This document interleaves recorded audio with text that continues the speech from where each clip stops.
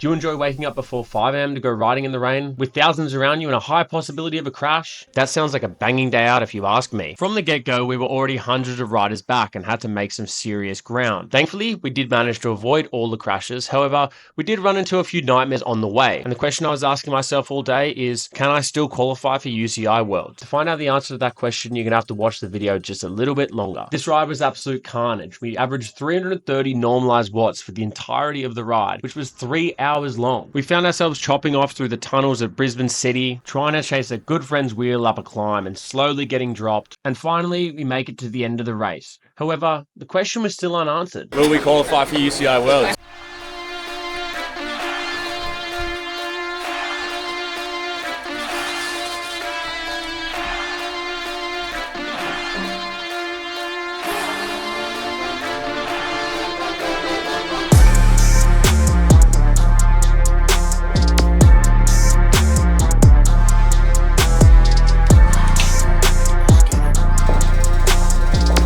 Morning. Wait.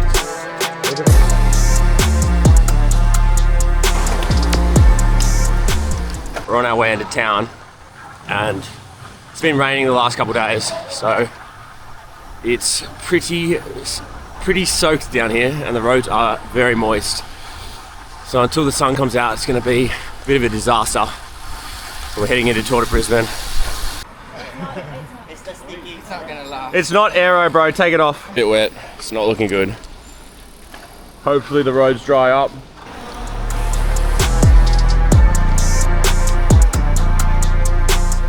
Should be a banger day on the bike.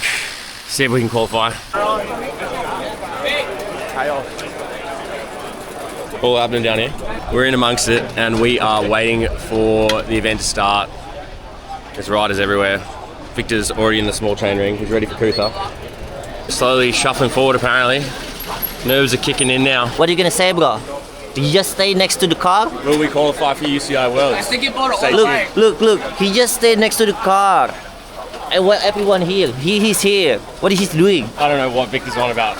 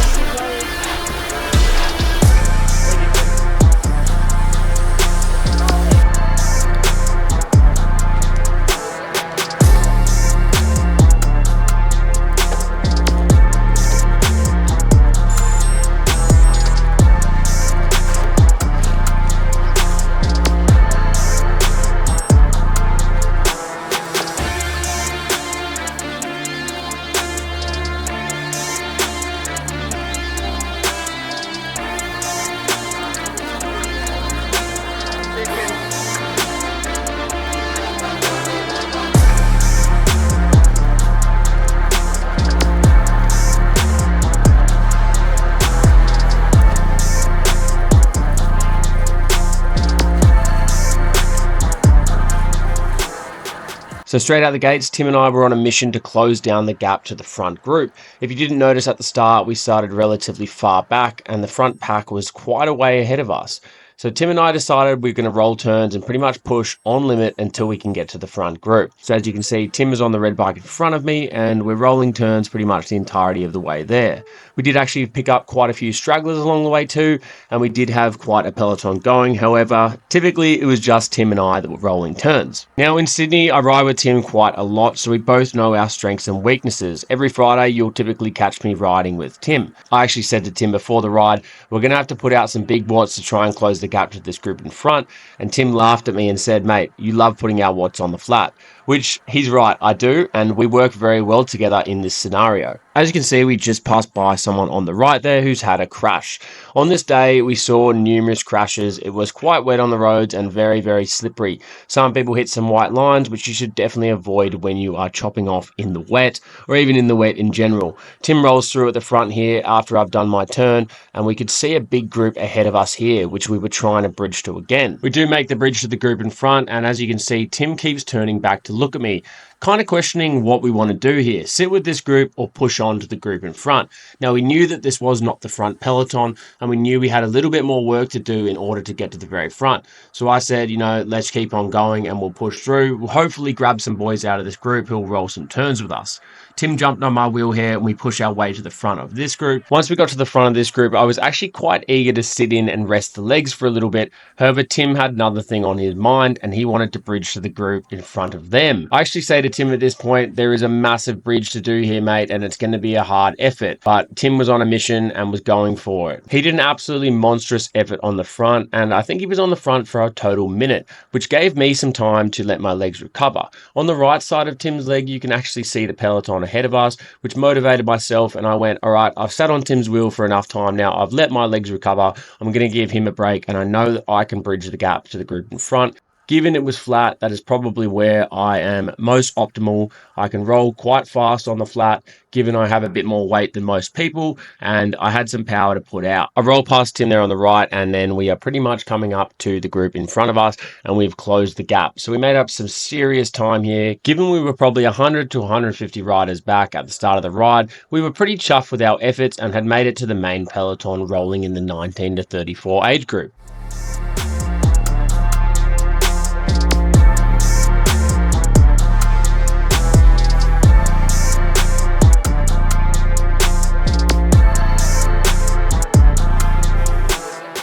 Record the peloton.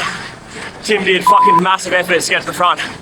So here we are rolling with the main peloton in the 19 to 34 age group. There was actually a breakaway from this group supposedly, and there's about 6 riders out in front, which we found out later on in the ride. Now, right now, I felt a little bit weird on the bike and it felt like my seat was bouncing up and down. And I was like, what is going on? I don't know what this feeling is. Is the road bumpy or have I got a flat? I actually turned to another rider in a moment and I go, have I got a flat tire? And unfortunately, they said, yes, you do. So I knew that my race had come to a halt. I'm going to let it play out for a moment here, but it was a bit of a bummer on the day. Have I got a flat? Fuck! Got a flat, go. Flat. Fuck, this is not ideal.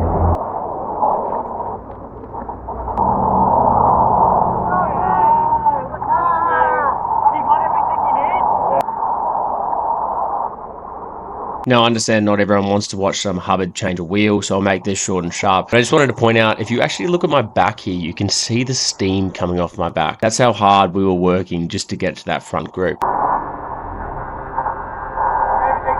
Yeah, I'm good, mate.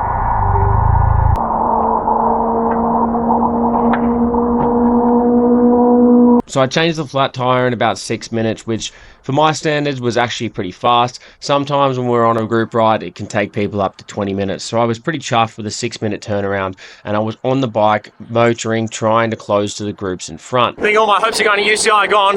I actually got my best 30-minute power effort here, and I did 326 watts for 30 minutes. But the whole hour, I was on the gas. So I got my second best 8-minute effort, my second best 20-minute effort, and my second best hour effort as well, with the 30-minute PB. After about 15 to 20 minutes of solo efforts, I managed to find a group to sit in with. I sat in with these guys pretty much up until Coot-tha, and there was about 5 or 6 of us rolling turns until that point. Throughout this ride, you may also notice that on the left and the right-hand sides of this highway, there was so many punctures. So I wasn't the only one who had an issue on the day, and I think I went past probably 30 or 40 riders who had punctures just on this motorway.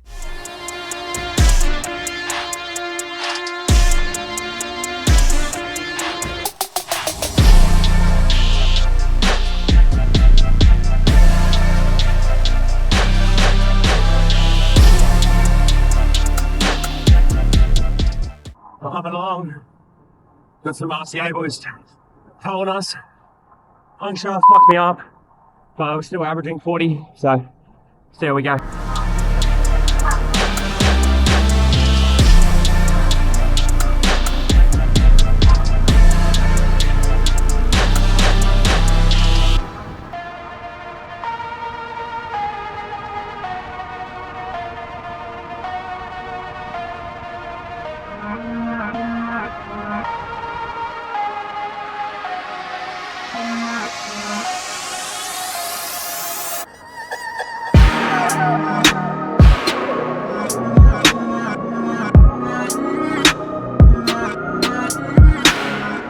I think at this point in the ride, we're about 60 kilometers in and we're rolling pretty steadily on our way out, just past Coot-tha. And then there's a U-turn point where we turn around and then it's probably 5 or 6 kilometers to Coot-tha. My legs at this point were feeling quite tender and I actually felt little cramps coming on as I stood up out of the saddle. So in a few moments, I do pop a cramp fix and have a nootropics gel as we take the U-turn back. Unfortunately, some of my footage has water all over it throughout the day as the roads were quite wet. So bear with me, and I'm trying to cut parts in and out that don't have as much water on them. So there may not be some parts that are covered, but I'll do my best.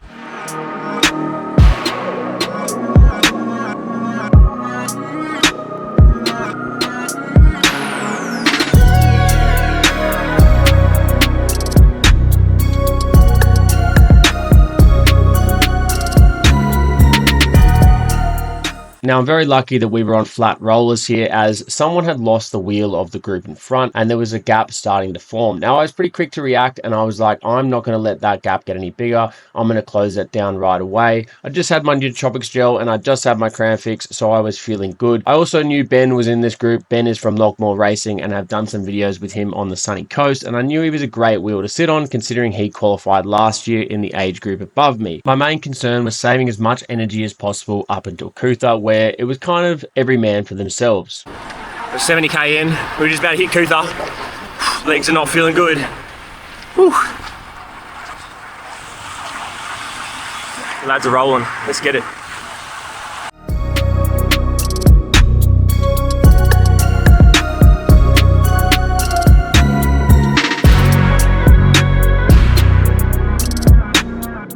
Now, for those of you that don't actually know what Mount Coot-tha is, it is a climb in Brisbane and it is a climb we had to do on this day. It's approximately a 2-kilometer climb with a vertical of 142 meters and a 7.2% average grade. Now, that's the start of this climb, and the total segment goes for approximately 6.3 kilometers with an average gradient of 3.9%. Now, the first part, which is the first 600 meters, is probably the hardest and is very, very steep. It really hits you hard and it's not something you're really going to enjoy, especially with 80 Ks in the legs.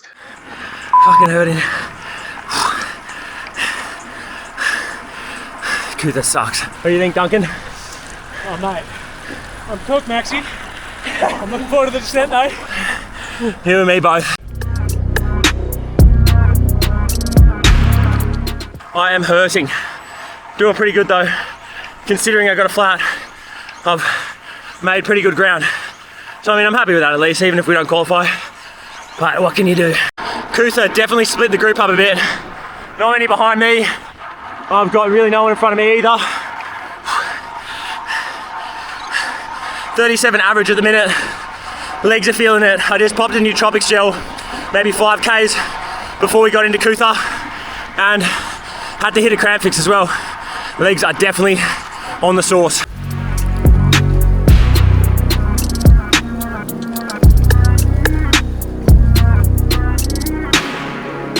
We're about to descend. That fucking hurt.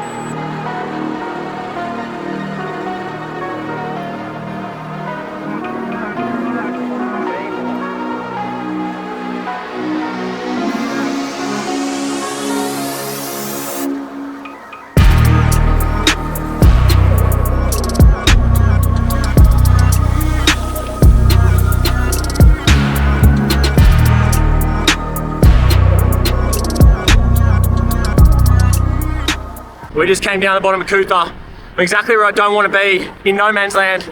No one behind me, no one in front of me. Fuck.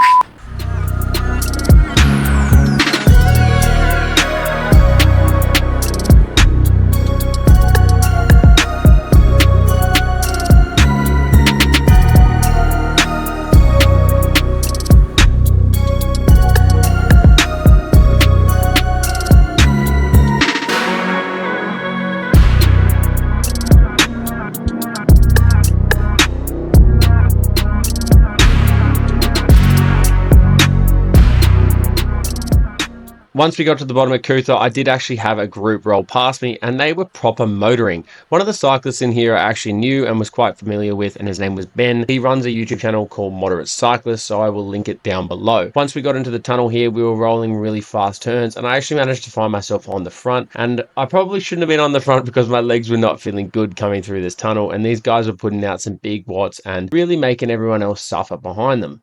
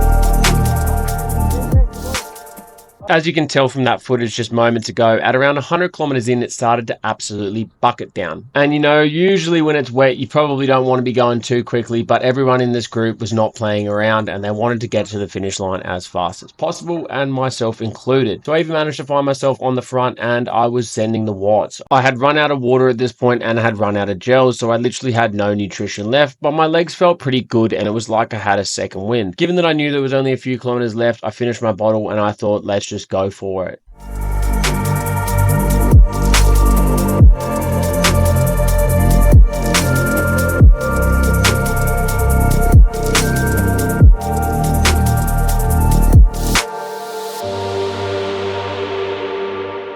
Typically with an event like this, usually there's a sprint finish or a well-identified finish line. However, on Tour of Brisbane, there was almost no finish line or no idea where you finished. Pretty much everyone just slowed up as you came out of that tunnel, and apparently that was the finish line. So it sent a bit of confusion among the peloton and everyone kind of rolled out at their own pace, but apparently that's where we ended the ride, and I was looking around a little bit confused and didn't really know what to do. I don't know if we placed, I don't know what happened. We did 38 k's an hour average, and puncture fucked me. 2 hours 4 minutes is what it took for 112, 115 k's. 72 hours recovery. Yeah, how are you, mate? Good, love your YouTube channel. Nice to meet you, man. Welcome to Qualifier. Hey, mate, how you going? Awesome stuff, Dave. Fuck yeah. Good work, brother. All right, so average watts is 277. Normalized was 3. I did 330 normalized for that whole fucking ride. Max, nice to meet you, mate. Anyway, our hopes and dreams of qualifying for UCI look like they have been mad. Awful. Oh well, that's it. You see me, I put my camera down, I'm like, fuck, like, so off it. Anyway, yeah, I got some good footage. Anyway, the hopes and dreams of qualifying look like they are the window this year, but solid ride, 330 watts normalised. We've got a new 20-minute power, 30-minute power. We've got a couple of cups on the road, and it was solid day out of the bike. Everyone we rode with, awesome rolling turns with you all, and I won't see you at Amy's, but everyone was pretty sick out there today. Awesome event, highly recommend it. And I'm pretty happy with how it went, regardless, given the circumstances and the puncture. So, hope you enjoyed the video, and I'll catch you in the next one.